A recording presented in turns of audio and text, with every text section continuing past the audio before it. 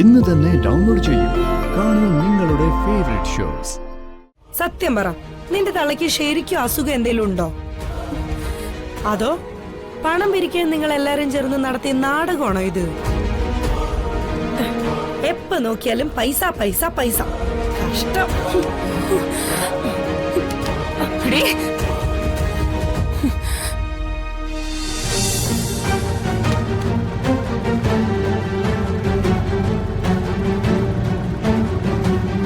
ചിന്നു,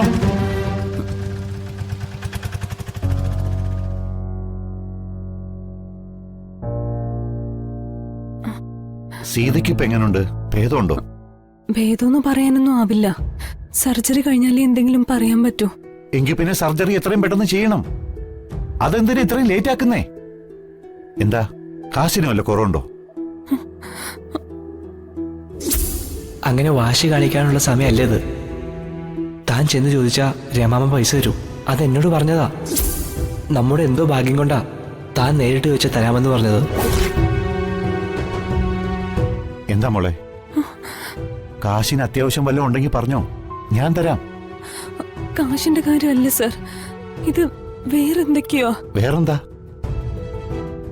നിനക്കെന്താ എന്നോട് കാശ് ചോദിക്കാൻ മടിയാണോ? ദേ, അതൊന്നും ഇപ്പൊ നീ ആലോചിക്കണ്ട. നിന്റെ അമ്മയെ രക്ഷപ്പെടുത്തുക, അതുമാത്രം നീ ഇപ്പൊ ആലോചിച്ചാ മതി. എന്താ വേണ്ടെന്ന് വെച്ചാ പറഞ്ഞോ. ഒന്നും വേണ്ട സർ. സാറ് സഹായിക്കാന്ന് പറഞ്ഞത് തന്നെ എന്നെ സംബന്ധിച്ച് വലിയ കാര്യോ. അങ്ങനെ പറയാനെങ്കിലും സാറുണ്ടല്ലോ. പറയുക മാത്രമല്ല മോളെ, പറയുന്നത് ചെയ്യുകയും ചെയ്യും. നീയും സീതയൊക്കെ ഒരു ദിവസം ഇവിടേക്ക് കയറി വന്നു. എവിടുന്ന് വന്നതാണെന്നോ എങ്ങനെ ഇവിടെ എത്തിയോന്നോ എനിക്കറിയില്ല. ഞാൻ ചോദിച്ചിട്ടുമില്ല. പക്ഷേ എനിക്കൊരു മകളില്ലാത്തതിന്റെ കുറവ് ഒരു പരിധി വരെ നീ നികത്തിയിട്ടുണ്ട്. മുൻപും ഞാൻ പറഞ്ഞിട്ടുണ്ട്, എന്നെ നീ ഒരു അച്ഛനായിട്ട് കാണണമെന്ന്. അത് ഞാൻ വെറുതെ പറഞ്ഞതല്ല. ഒരു മകളുടെ സ്നേഹം നീ എപ്പോഴും എനിക്ക് തന്നിട്ടുണ്ട്. അത് മനഃപൂർവ്വം ആണെങ്കിലും അല്ലെങ്കിലും ഞാൻ നിന്നെ മോളെ പോലെ കണ്ടിട്ടുള്ളൂ. അതെനിക്കറിയാം. സാറിന്റെ സ്നേഹത്തിലും വാത്സല്യത്തിലും ഞാൻ എന്റെ അച്ഛനെ തന്നെയാ കണ്ടിട്ടുള്ളത്. എങ്കിലും ഇപ്പോഴും ഞാൻ പലതും മനഃപൂർവ്വം സാറിൽ നിന്നും ഇവിടെ എല്ലാവരിൽ നിന്നും ഞാൻ മറച്ചു പിടിക്കുന്നുണ്ട്. ഇത്രയ്ക്കും എന്നെ സ്നേഹിക്കുന്ന ഒരു അച്ഛനിൽ നിന്ന് ചിലതൊക്കെ ഒളിച്ചു വെക്കുന്നത് തെറ്റാണെന്ന് അറിയാഞ്ഞിട്ടല്ല. എന്റെ സാഹചര്യം അതായി പോയി. എന്തെങ്കിലും എല്ലാം അറിഞ്ഞു കഴിയുമ്പോ സാർ എന്നെ ശപിക്കരുത്, വെറുക്കരുത്. അത് വന്നു കയറിയ ഈ മോളുടെ അപേക്ഷയാ.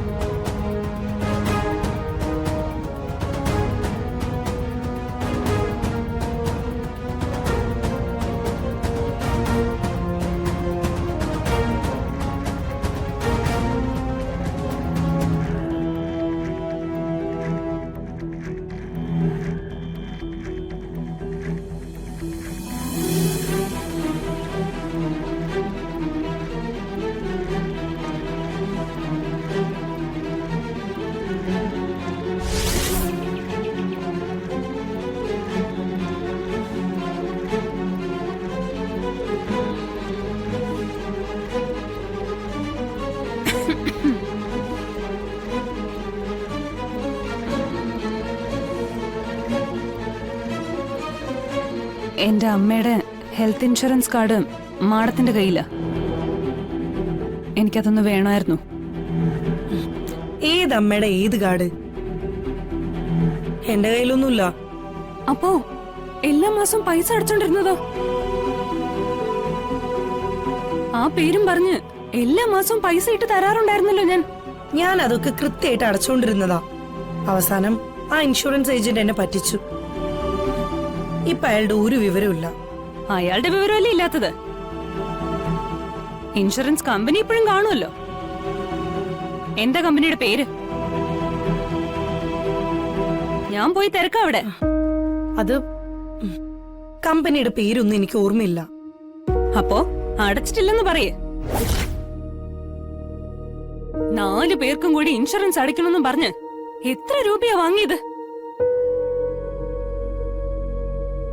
എന്ത് കഷ്ടപ്പെട്ടെന്നറിയോ ഞാനത് അടയ്ക്കാൻ അയച്ചു തന്നോണ്ടിരുന്നത്? അടിമുടി കള്ളത്തരം. അതെ, കള്ളത്തരം കാണിച്ചു. അങ്ങനെ ഞാൻ കള്ളത്തരം കാണിക്കുന്നുണ്ടെങ്കിലേ അത് വളർത്തു ദോഷ. മക്കളെ നേരാവണ്ണം വളർത്തിയില്ലെങ്കിലേ കള്ളത്തരമൊക്കെ കാണിച്ചെന്ന് വരും. അതുപോലെ തന്നെയാണല്ലോ ഞാനും വളർന്നത്. അതേ വീട്ടില് അതേ ആഹാരം കഴിച്ചു വളർന്ന എനിക്കില്ലല്ലോ ഈ കള്ളത്തരങ്ങളൊന്നും. അതുകൊണ്ടാ ഞാൻ ഈ വീട്ടിലെ കിടപ്പുമുറിയിലും നീ അടുക്കളയിലും ആയത്. ദേ, എന്നെ കൊണ്ട് നീ കൂടുതലൊന്നും പറയിപ്പിക്കാതെ ഇറങ്ങിപ്പോ. അമ്മയെ ചികിത്സിക്കാൻ 1 രൂപ പോലും തരില്ലെന്ന് പറഞ്ഞു. ഇപ്പൊ ഇൻഷുറൻസ് കാർഡും ഇല്ലെന്ന് പറയുന്നു. ശരി, ഒന്നും വേണ്ട. അതിന്റെ പേരും പറഞ്ഞു വാങ്ങി ആ പൈസ എങ്കിലും എനിക്കൊന്ന് താ. കടമല്ലല്ലോ ഞാൻ ചോദിക്കുന്നേ, തരാനുള്ള പൈസയല്ലേ. കുറച്ചെങ്കിലും കിട്ടിയ അത്രയും ആശ്വാസം. ആ അവസ്ഥയിലാണ് ഞാനിപ്പോ നിക്കുന്നേ. ഇത് വലിയ ശല്യായല്ലോ. വാ തുറന്നാ നിനക്ക് പൈസയുടെ കാര്യം മാത്രമേ പറയാൻ പറ്റൂ. സത്യം പറ, നിന്റെ തള്ളയ്ക്ക് ശരിക്കും അസുഖം എന്തേലും ഉണ്ടോ? അതോ പണം പിരിക്കാൻ നിങ്ങൾ എല്ലാരും ചേർന്ന് നടത്തിയ നാടകമാണോ ഇത്? എപ്പ നോക്കിയാലും പൈസ പൈസ പൈസ. കഷ്ടം. എടീ,